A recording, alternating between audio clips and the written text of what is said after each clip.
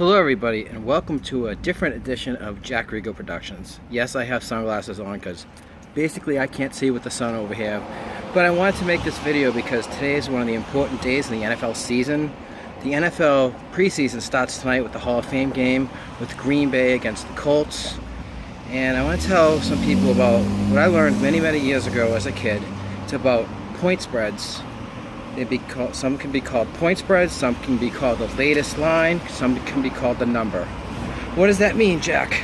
Well, it means there will be a game, like today's game, the Green Bay Packers at the Colts. There's no at because it's in Canton, Ohio. The original spread was Green Bay was favored by 2.5 points over the Colts. What does that mean? Well, Vegas puts a number out there because they want equal action on both sides for bets. They don't want somebody loaded up on Green Bay, then Green Bay wins and they get destroyed by having to pay out a lot of money. So they try to make it equal by doing that. It doesn't mean that Green Bay is 3 points better than the Colts. Also, there's another thing that happens. The line moves. This line opened at Green Bay minus 2.5. Now it's Indianapolis minus 2.5. So it moved 5 points, which is a huge spread for moving. So basically, whoever's favored, we'll say Indianapolis is favored by 2.5 to cover the spread, the line, the number.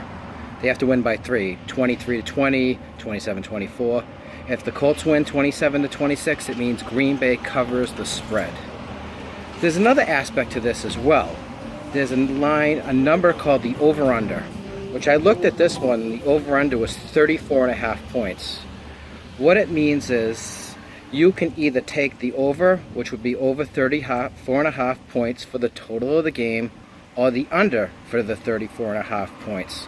If you think the final score is going to be 21-17 and you take the over, you win. 38 points is more than 34.5 points.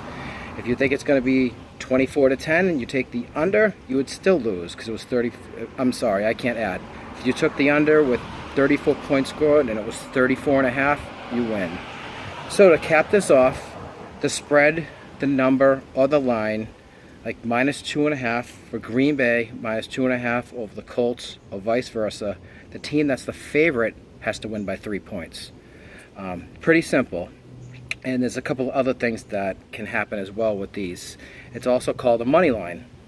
In the Super Bowl a couple years ago, when the Patriots were getting 14.5 points against the St. Louis Rams, they had a money line of plus, I think, $450. What that means is for every $100 you bet, you would get $450. So 100 to make $450 if the Patriots win outright. And the Rams were probably $400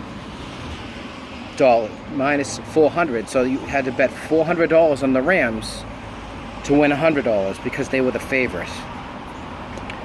Another tricky thing that I learned as well, this is a spread that's called a type of spread. It's called a two-game tease.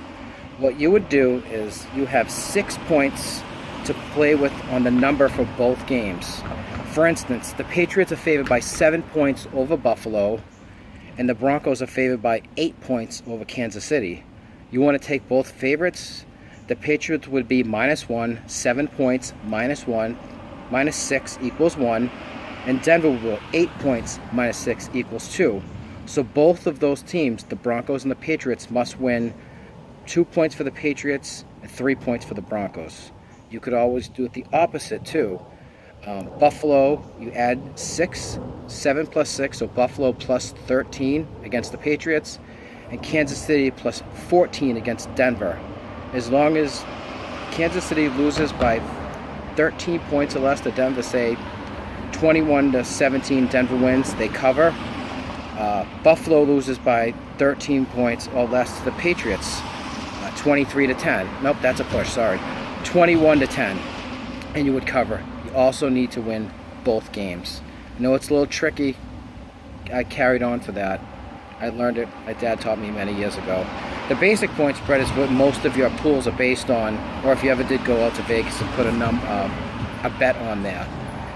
Now is another one for, like, say, basketball. The Celtics are favored by 13 over the New Jersey Nets of Brooklyn. They have to win by 14 to cover. Pretty simple, kind of like football. Also, another thing too, in the football pools that you normally play, there'd be a half a point, like Patriots minus 6.5 over the Jets. Well, in real gambling, you can have the Patriots minus 6 over the Jets. Say the Patriots win 26-20. That's called a push. Neither team wins, neither team loses. It's basically no bet, so you don't lose anything on that. You could do hockey as well. The Bruins are favored by 1.5 goals over the Canadians. They must win by 2.